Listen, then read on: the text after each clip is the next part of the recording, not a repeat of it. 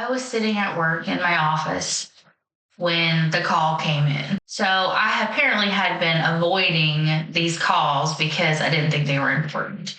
And I also had no idea that there was lab work that had been sent off on me. But so random on a Friday in March of 2017, sitting in my office, there was another girl in there because I was an office manager. And I got this call and I picked it up. And it was my doctor.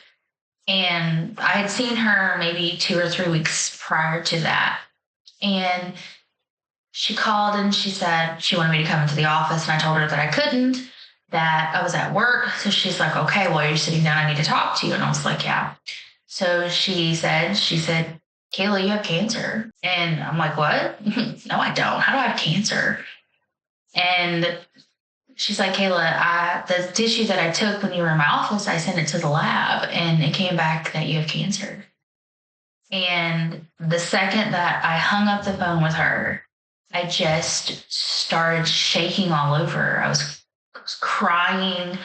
My whole body was like in a broken mode, I guess. I was so scared. And it wasn't just fear. It was anxiety, fear, uncertainty. So by the time that I actually gotten this diagnosis, I was pretty much running on empty anyways. I had just buried my grandmother, the woman that had raised me, literally almost a year to date. A year to date prior to that in 2015, I had buried my grandfather, which was the only father figure I'd ever known, the man who raised me. And I was living in a very broken domestic violence marriage. I truthfully believe I was exhausted because at the time, looking back, I was pretty tired all the time. And what I mean by tired, I was mentally, emotionally, physically just worn out. I was trying to work, pay for a home, trying to keep everything together because I didn't have anybody helping me. I was just working my butt off. So when I was told I had cancer, it was kind of like, what do I do now? Like, I have no support. How am I going to get through all of this? Survive my ex-husband, he was my husband at the time. How am I going to survive him, survive cancer, keep a job, and pay for all these expenses that are getting ready to come up? And I had no idea how I was going to make it. So for me, the word cancer, it wasn't just a medical term. It was, oh my gosh, my life is over. I've wasted it. I've spent all these years trying to do everything and allowing these people to treat me this way. And now what's going to happen to me? So the cancer that I got was so personal to me because it was in my uterus, which was really weird for somebody so young to get it there, but it was in my uterus. And I had always dreamed of having my own family with my own kids, and I wanted that more than probably anything. So the day that I actually got the call, I ended up leaving work that day. And I was crying. I was crying. I was shaking. I walked downstairs. I got into my car, and I think I had called my ex-husband, and I think I told him what had happened. And he said to me, he's like, it's not going to be a big deal. You're probably not going to die. Something those lines. And he said, you'll be fine. Don't worry about it. Just do what the doctor says. That was it. There wasn't really any type of emotional or any type of comfort or nothing. And I truthfully wasn't surprised because he was such a fucking asshole about everything. And I don't think I expected anything out of him at that point. So this was on a Friday, and that Monday, I ended up in the oncologist's office by myself completely. I went to the doctor by myself. And I walked in and I'd met my oncologist for the first time. He went over the type of cancer that they thought I had and all these appointments and stuff like that I was going to have to do and the surgery I was going to have to do. And I was in the room completely alone. And I was petrified, absolutely petrified. And this nurse comes in. She was so sweet. She came in, she sat down beside me, and she said, she held my hand, and she said, everything will work out.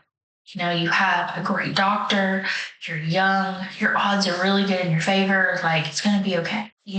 People think that cancer really is just about like the body, the diagnosis, but it's really not. It shakes everything loose in you.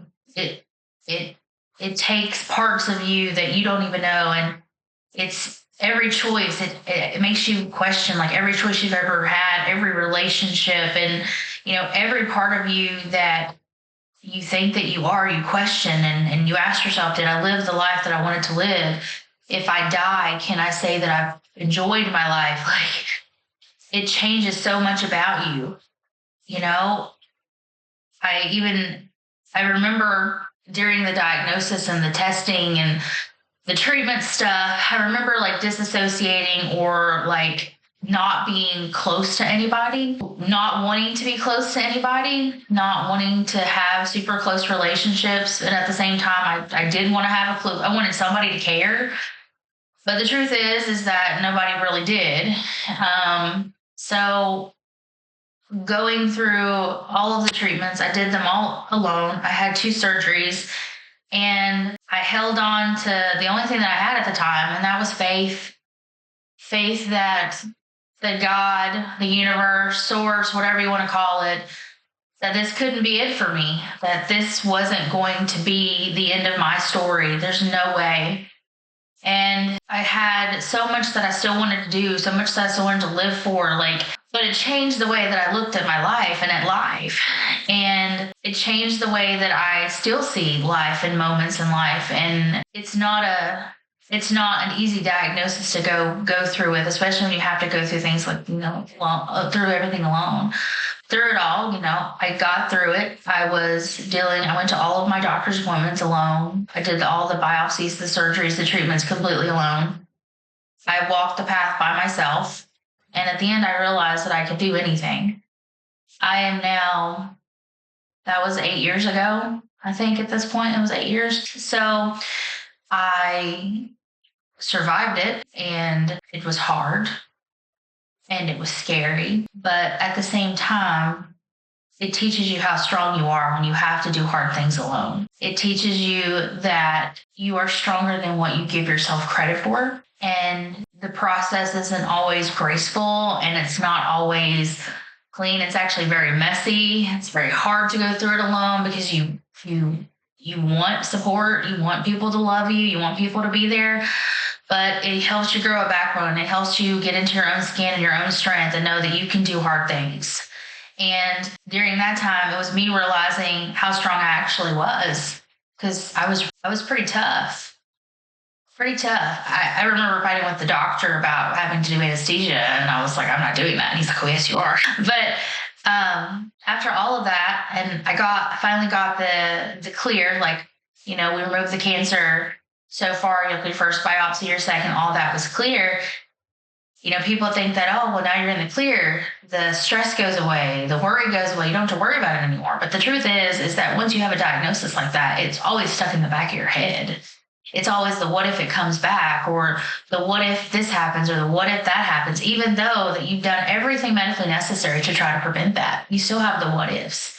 But the truth is you can't live your life based on the what ifs. You have to live your life based on the what if I don't do this? And what I mean is like if you live your life on the what if I get cancer again, or the what if it comes back, then you're going to miss out on the, well, what if I went to the beach? Or what if I went to spend time with people that I love? Or what if I started a nonprofit? Or what if I started a support group?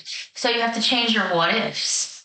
So I recently just had to go in and have my yearly exams and my yearly biopsies and stuff. And the week that I was waiting on my results, I was a little nervous because they call it testing anxiety or scan anxiety. That's what they call it for people that have had cancer, I guess. So I had some testing and scan anxiety, and I was waiting on my results. And even though nothing had given me the indication that there was a problem, the truth is I was still worried. I was still scared because that testing results can change the entire trajectory of the way that I live my life again. And I'm grateful that everything come back fine and everything come back negative and non-malignant. So we're still living in the good what if. So what if I could take all this pain and turn it into a bigger purpose? And that's what I've been working on for the last 2 or 3 months, is taking everything that I have gone through in my life, and cancer being a big one, turning it into a purpose. So I wanted to tell you that if you ever get the call like I got, and you got the call with the diagnosis that you were not prepared for, you never thought of, or something just felt, off in your body, I want you to know that you're not alone feeling that. There are lots of people out there that feel that way, and it's scary. It's scary to get the call. It's scary to say, hey, you have cancer. But just because you have this, or just because you've got that call, does not mean that it's the end of your life. It really, for me, it wasn't the end of my life. It was actually the beginning of me waking up to the preciousness of how life really is, that life really is like a vapor. You're here 1 minute and you're gone the next. And then when you look at life like that, you start living your life in the moment.